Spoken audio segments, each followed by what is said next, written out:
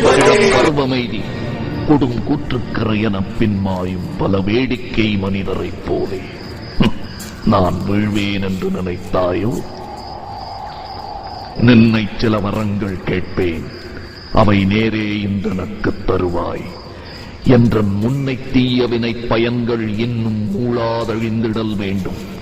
இனி என்னை புதிய உயிராக்கி எனக்கேதும் கவலையறச் செய்து மதிதன்னை மிக தெளிவு செய்து என்றும் சந்தோஷம் கொண்டிருக்கிறேன் என்று சந்தோஷம்